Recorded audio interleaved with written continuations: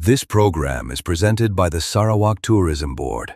Sarawak, the gateway to Borneo. On this week's Hot List, double take. A corruption official becomes a corruption suspect. Can we ever win the fight? Cheating children. As we celebrate National Children's Day, the UN says Indonesia spends the least on education in the world. Serious? And open arms. Indonesians are rated the friendliest people in a global survey. Why is that?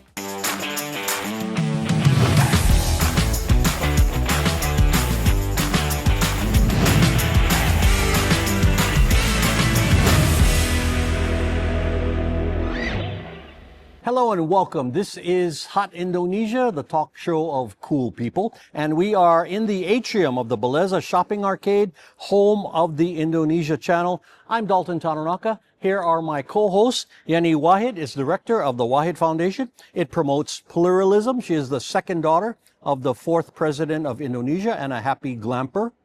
Santiago Uno is out today. Sitting in for him is Pipiet Fardiman, head chef at the Amity International School, Amsterdam in the Netherlands, visiting her home country to do her usual good deeds. Hot topic number one, double take. We've seen this before. Someone in a position to fight crime is accused of one. But Febrie Adriansyah was the government's man in prosecuting corruption cases, and he was named a suspect in a graft and money laundering investigation involving a government insurance agency. Then, during the investigation, police found 74 kilograms of gold and nearly $5 million in cash at a house the suspect owns. Now, Febrie denies the corruption allegations and knowledge of the gold stash. Yenny, what's your sense of public reaction, and were you personally shocked? I think the public in general feels two emotions at the same time. First, disappointment, and the second one is fatigue. Because when someone, the very institution that is entrusted to fight corruption is actually now is allegedly doing corruption themselves, then it erodes the public trust in our justice system, and so that's how we feel. Like so tiring. All of this drama. Weary of all this news. Of course. And of course, he's still innocent, like you said, until proven guilty. Yeah, but actually, there is another issue, Dalton, here, because there has been all these rumors circulating that there is an intense rivalry between the institutions of the AG's office and the National Police. So now the public is looking at what is going on actually behind the scene. Is there more stories to what we are seeing now? Is this more than just an arrest? Especially the fact that he's not being arrested by the police. Okay. So you're saying it's a political so many layers, thing. yeah. Now, the police are the ones who investigate first, and the Yeah. AG is the Attorney General are the ones who prosecute. Yes. But the police handed it over to the Attorney General. Yes. Okay, that's where it is now. Now, Pipiet, as an Indonesian native and someone who loves her country, it must hurt to read about cases like this, even though you're living 11,000 kilometers away. Yes, of course. Of course, it's very, very sensitive matter for the nation. Yeah. And then when I heard that is about the corruption, even he denied also that it's not his. Yeah. But the fact is in his house, everything. Yeah. So how the question, how to explain all those matter, all those situations. I think you're saying even the implication, the fact that, the head If corruption buster. if they say that the goal is not his, then this is the same modus operandi that can be used by anyone being caught red-handed. In the future, they can just say, it's not mine. Yes. Why are you arresting exactly. me for? And so going back to what I said earlier, Dalton, about the rivalry. So the thing is, the AG's office has been trying to collect informations on the issue of SPPG, the running of SPPG, or the What is free SPPG? free meal facilities. So the police, the national police, have been involved in setting up thousands of SPPG across Indonesia as their support for the national Yes. food program, right? Which the we will national discuss food later, program, okay? Right? Yeah. So suddenly, after the arrest of the prosecutor, then the AG's office announced that they're going to stop collecting information on this case. So, public then feels like, what is going on, really. Yeah, I mean, yeah. the timing. Yes, it's true. Many anti-corruption activists then feel that the timing is just too coincidental. Yeah, and maybe not coincidental. You know, you mentioned that Febrie has not been arrested, which many are criticizing, and the case is being handled by the agency that he resigned from, which seems to be a conflict of interest, but that happens in this country. Military crimes handled by because of the law, the military law, right? But this one, there's no law that has to... Well, he's a civilian, so Okay. he's not going to be, he should be tried according to the penal code. My point is transparency, no matter who handles it, must be priority number one, as all eyes are on this case. I mean, we've had big cases. Look, former education minister, but this one, wow. Yes, and this is more than just an individual, right? I mean, institutions should be bigger than individuals. And all the institutions need to prove that they don't play favoritism, that they can be strict on their own, you know, on members of the institutions. This is what we need to make sure that the public, public's trust on the institutions will come back. Yeah, every case needs transparency. Every case needs to be handled properly, and we always say that in our show. You know, living abroad now for what, more than 30 years? 37 years. Okay. You know, maybe you don't read about these kind of individual cases, only the really big ones, which may not even people in the Netherlands don't even care about. The president this week said, though, that he reaffirmed his anti-corruption focus, saying we will not tolerate it. And the Corruption Eradication Commission, the KPK, has arrested at least 15 regional leaders in the past year and a half. I believe the president means what he says in fighting corruption. Pipiet, do you feel, even sitting far away, that we are winning the big fight? Do you have a sense that Indonesia is trying to win this big battle?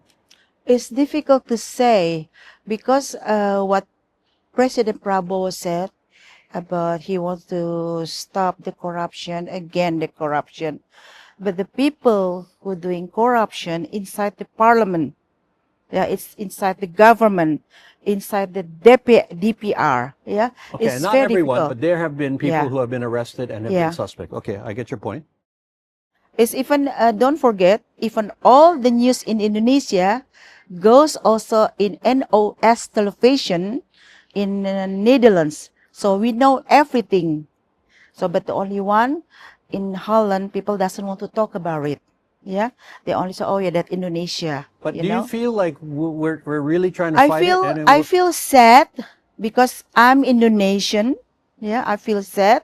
And I feel sorry also for the nation because nation has to get the trust back from, like you said, the institution, the government, you know. I think the best is if President Prabowo would like to continue become president, he has really got start from now. And he's been trying, I think. It's Yeah. been trying, and it requires more than just arrest, in my opinion. It also needs, we need to set up, not set up actually, but we already have the system, but we implement the better system. Because corruption eradication needs prevention as well. So we need a more transparency in government procurement. Transparency. We need better digital governance, for example. We need to use more of that. And then we need declarations of assets of all the government officials. We need to know that they are, that transparency everywhere. I mean, Okay. that's the key, Yeah. like you said. Yeah, and let us again remind everyone that he is not found guilty. He is just a suspect, and he could be cleared. But this And is we don't such a know. high-profile Yeah, case and that's why the that they attention- need to be careful with how they Yeah. handle this. Because if they missteps, if they try to, I don't know, bury lot this of- case or doing some hanky-panky deals behind the scenes, A oh lot my of blowback. God, Yeah, a lot of problems. Hot Indo will continue shortly with cheating children. Why is Indonesia last in education spending in the world?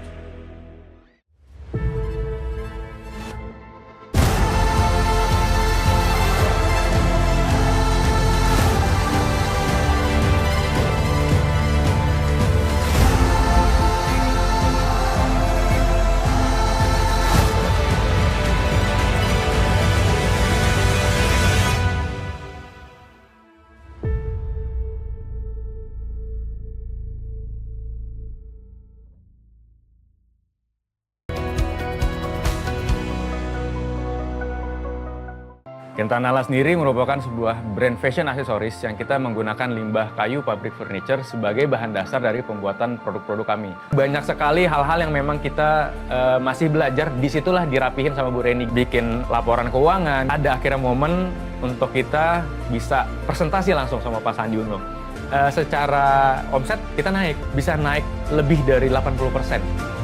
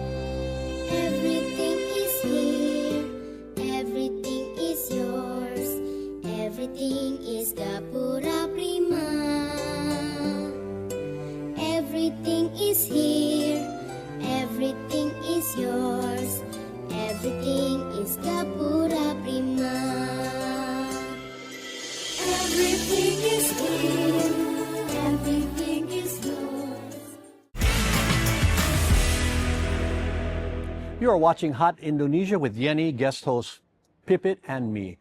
You know, we celebrate National Children's Day this week, but hot topic number 2, are we cheating children? It's tough to understand this, but the UNESCO Institute for Statistics says Indonesia spends the least on education of any country in the world. They amount just 1.3% of GDP. By comparison, the Netherlands spends 5%, the US 6%. The numbers highlight the priorities a country has, raising concerns about future economic competitiveness. Now, Pipiet, you went to school here, you do charity work in Jakarta and rural Indonesia, and now work with school kids in Amsterdam every day. Although Yes. yours is in a private school setting. The difference in spending must be very noticeable between the two countries. Yes. What do you see in your classrooms? I didn't teach actually. I'm a head chef I mean, for. yeah, when oh, you visit the campus and facilities, and it's a different thing. The facility is different. When I visit facility school in Indonesia, also different. Like in Malang, in Buduran, is different. But not all the school in Indonesia, they get a nice facility. So different than how in Holland. Yeah, like my school is very expensive for the kids. Yeah, I'm happy this coming new term we have Indonesian boy. Oh, That's really? we are proud. Wow. We are proud Your because first one? first one. Wow. Because we have 54 nationalities in the school. Yeah, it's hard. It's maybe not fair to compare private school with the public school in Indonesia, which would be really far gap. But I get your point, and I think people understand. You know, we have a big country, and to be fair, percentage of GDP is very different from percentage of government budget. No. Yeah. By law, education spending must be 20%. 20%, from what I read. absolutely, And yeah. I think we're meeting that right now with $45 billion toward education. Yenny, that still seems like a lot of money as it is. A lot of money, but the question is whether that money actually goes straight to the children, because it does not. I mean, the big allocation of that state budget. I mean, the government does comply with the 20% allocation. It is mandated by the constitutions, right? But the problem is our GDP is, the government spending actually accounts for very little in overall economy, right? So that's why it translates into only 1.3% of GDP. Whereas the UNESCO's standards, the benchmark is 5.6%, right? The problem is many of those allocated budget is actually for operational of the school. And in fact, and some of them actually goes for the free lunch. So for salary, teacher salary, and for scholarship, some of that for scholarships as well. So we need to make sure that the budget is actually allocated for the kids themselves? And this is the big question, right? Whether so it's not just about percentage, but how the allocation of is that budget. efficient. But you know, salaries and facilities, that's all part of the budget, and I'm sure they figure it in. Yeah. But you're saying not enough is going to the actual education of the kids. And the quality of the teachers, well. Okay. So and that's a different subject, but Yeah. but part of the whole problem. Yeah. You know, I gotta get into this before we leave this segment. You know, the MBG program, the president's flagship free school lunch program. It's been hit, as we all know, by poor hygiene, mismanagement, and corruption. A hungry child cannot focus on learning. You know, that's a simple thing. So I've always supported the Motivation for Project, which you've heard me say before. Pipiet, you know, in fact, I don't know if you know this, Yenny. Pipiet actually volunteered last year to join the government to help manage this program as a food expert and someone who loves our country. Yes. Maybe you're glad now that you didn't get involved at that time because you may have been caught up in all what's And going all on. the problems, yeah. Because actually, in February, before the IMBG started, I sent email to President Prabowo through the SECNEC. And the SECNEC give an answer. I have to send with the PDF. And then there is no response. But actually, I want to give seminar for free. right. And I want to give seminar for free. I want to bring my team from Netherlands how to learn the food hygienic. Because the problem is about the food poison is coming from the kitchen, unprofessional kitchen. Because there is a gap between professional kitchen, people have some money, they have professional kitchen. But people doesn't have unprofessional kitchen. That's the thing come the foodborne. Yeah, the foodborne. They don't know how to do HACCP, food hygienic. Yeah, they don't know how to make menu planning, budget planning. Yeah, that's the thing. There is 25 steps to do MBG actually, if you want to do real good implementation. And what she does is the international standard of food service in a school setting, which is what we're talking about. Yeah. Let me ask you, Pipiet, do you think we should continue this program, and can it continue properly? Do you have faith that it can be corrected? If not corrected, no, for honestly. If the government want to continue with this program, they have to clean up all the mess. And they are trying to do that. Back to education, you know, last point, you know, there are positive signs. Just on Monday, education officials announced the rollout of 17 national schools for gifted kids with plans for 503 years. Another a noble project, upgrading the models for schools. And last week we discussed mandatory English from next year for from third grade on.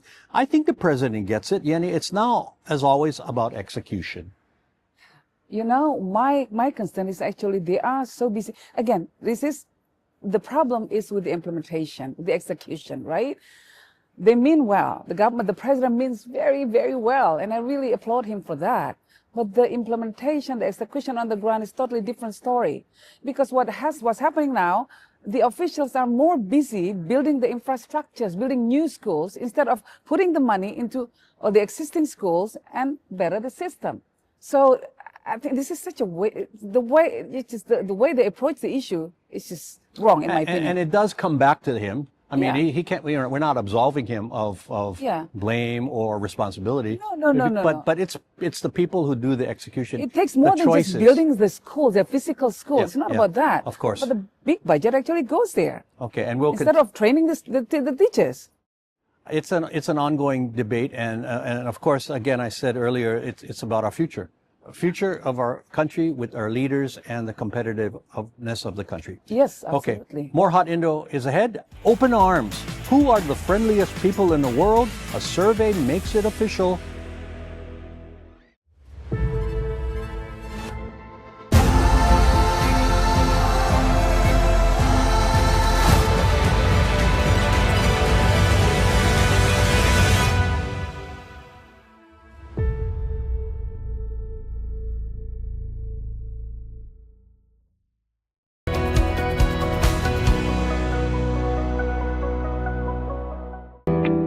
Aku melihat bahwa masih banyak hewan peliharaan yang itu tuh masih menggunakan produk-produk manusia, dan aku menginisiasi Anima supaya bisa menghasilkan obat-obatan untuk hewan. Ikut program Indonesian itu di pertengahan tahun gitu. Waktu aku konsultasikan, mereka sangat mendukung gitu kan untuk bisa mengekspansi pasar ini ke luar Jabodetabek atau luar Jawa lah gitu kan.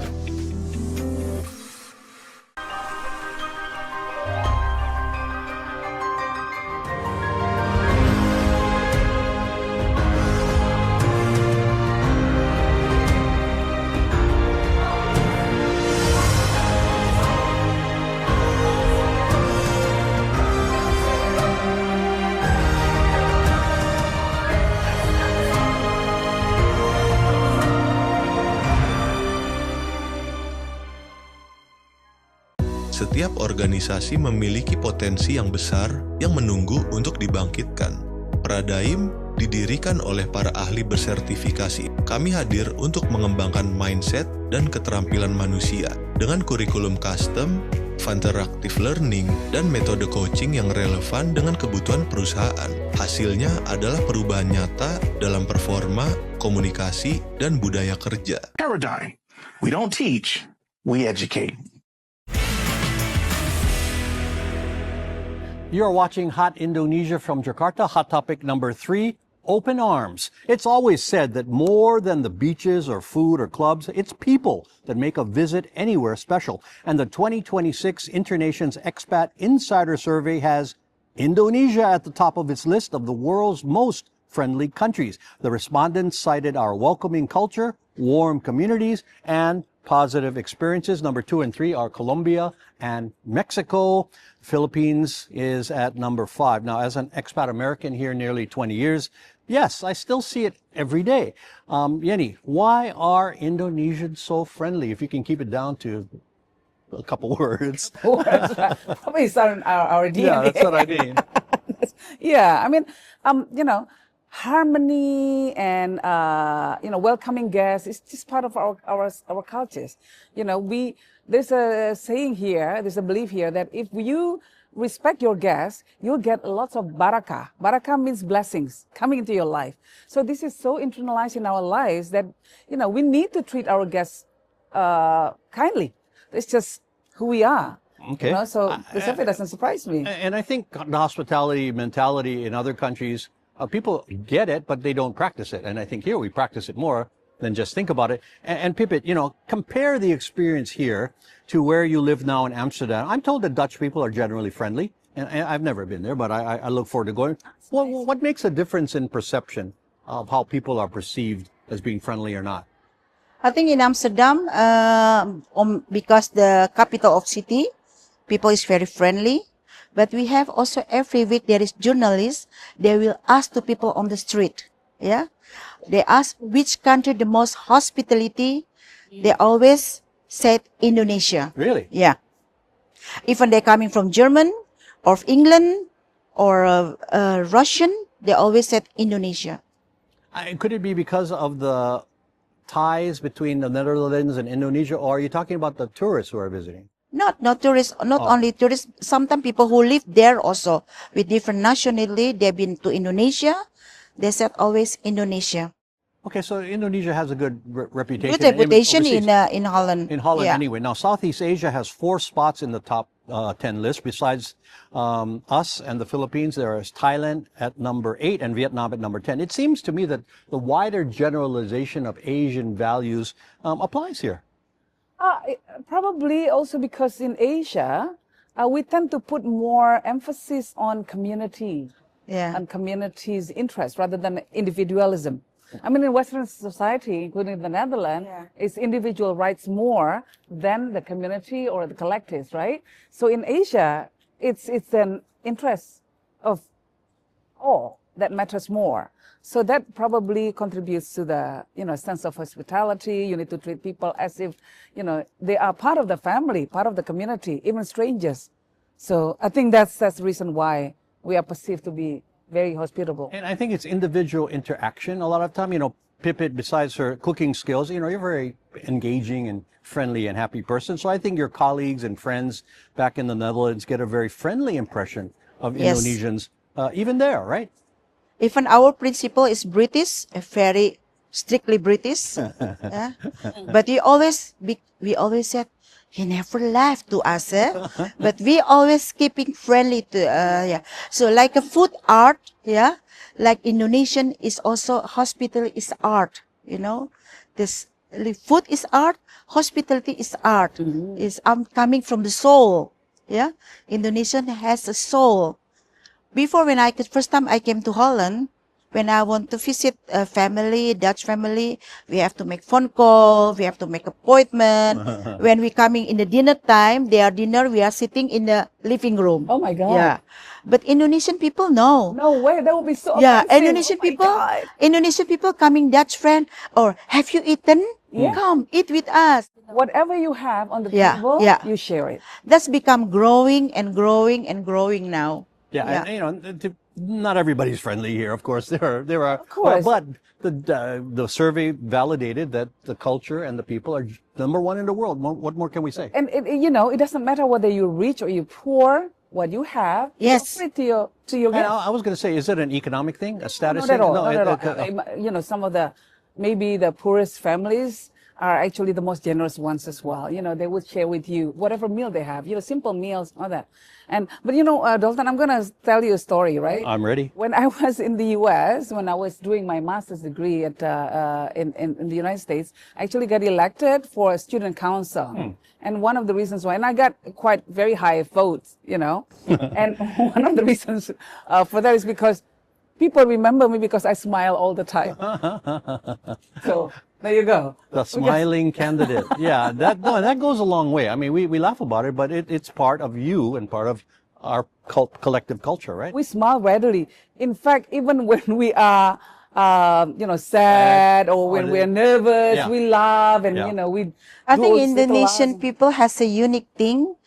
Sharing is caring. Yeah. Yeah. That's a It's basic very unique. part Yeah. of Our life here. superpower. And we Yeah. like it. Okay, it is feedback time now, and Tommy in Jakarta joined the commenters on Instagram on the President's Free Lunch Program. Basically, the program is very good, but it needs to be professional and transparent. And Margot in Hong Kong had this comment when we had the grandson of Indonesia's founding father, Putra Soekarno, on the program. So cool. Here's how to contact us with your feedback. Email at hotindonesiachannel.world. Do people still email?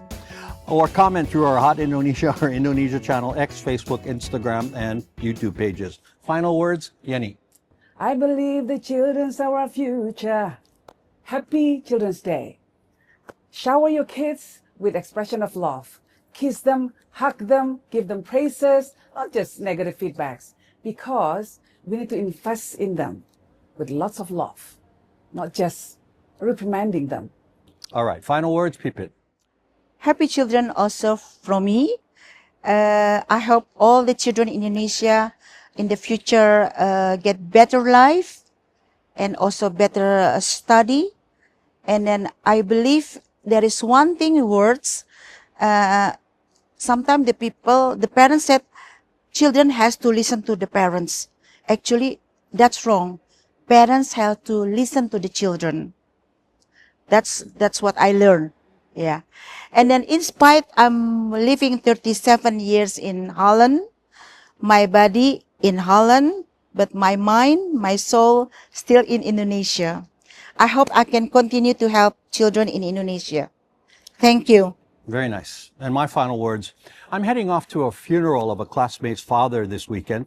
The service is 6,700 miles away.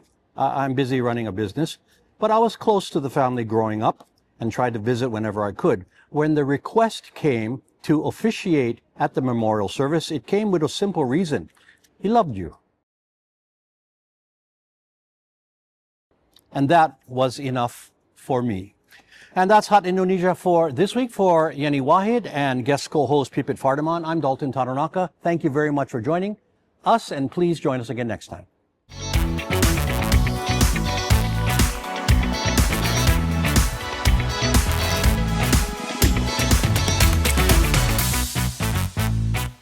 This program is presented by the Sarawak Tourism Board. Sarawak, the gateway to Borneo.